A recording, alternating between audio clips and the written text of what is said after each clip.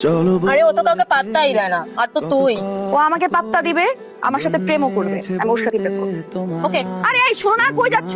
Sorry, আমি আপনাকে চিনি না। আরে তুমি যে আমাকে চিনো না, এটা তোমার ব্যর্থতা। আমরা তো একই ডিপার্টমেন্টে পড়ি। এই যে চশমা যে পরো, চশমা কি পাওয়ার আছে? দেখো কিছু আশেপাশে। হাতটা ধরো, ধরো, নাহলে মাথা ঘুরে পড়ে যাবো রাস্তায়। ধরো, আরে ধরো হাতটা। তোমাকে আমার পছন্দ হয়েছে। এই নীল, আজকে কিন্তু তোমাকে খুব সুন্দর লাগছে। শোনো, কাজ শেষ করে আমার সাথে বাসা যাবা, আর এখন থেকে সবসময় ভার্সিটিতে আমার সাথে আসবা। শোনো, ভার্সিটিতে তোমার যদি কোনো সমস্যা হয় তুমি আমাকে জানাবা। কোনো মেয়ে যদি তোমার দিকে চোখ তুলে তাকায় সেটা আমাকে জানাবা, কারণ মেয়ের চোখ আমি তুলে দিই।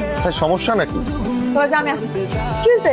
মন খারাপ নাকি? মন খারাপ, কয়দিন পরে গ্রাজুয়েশন কমপ্লিট করে ভার্সিটি ছেড়ে চলে যাবা, আমাকে ছেড়ে চলে যাবা, এই জন্য। আজকে কিন্তু যদি আমাকে আই লাভ ইউ বলো, আমি কিন্তু একদম প্রিপেয়ার না। আমি কিন্তু তোমার আই লাভ ইউ শুনে ফিট খেয়ে যাবো। আপনার কি এগুলো ছাড়া কিছু মাথায় পড়ে না? আমি সেই প্রথম দিন থেকে আজ অব্দি আপনাকে বোঝানোর চেষ্টা করছি যে আমি এগুলো নিয়ে আগ্রহী না। আমি ভার্সিটিতে আসছি পড়াশোনা করতে, শুধুমাত্র পড়াশোনা করতে। একটা ভালো রেজাল্ট করব, একটা ভালো চাকরিতে জয়েন করব, তারপর আমার বাসার মানুষগুলোর মুখ উজ্জ্বল করব। এটাই আমার ইচ্ছা। তো তুমি তোমার গ্রাজুয়েশন কমপ্লিট করো, আমি ততদিন পর্যন্ত তোমার জন্য ওয়েট করি। আমার তো কেন ওয়েট করবেন আপনি আমার জন্য? আপনার আমার ফ্যামিলি স্ট্যাটাস মিলে না। আমার পরিবারের মানুষগুলো আমার দিকে তাকায় আছে যে অন্য কারোর সাথে প্রেম করেন। আরেকটা কথা, বাস্তবতা কখনো কাউকে ধ্বংস করতে পারে, ধ্বংস করে স্বপ্ন।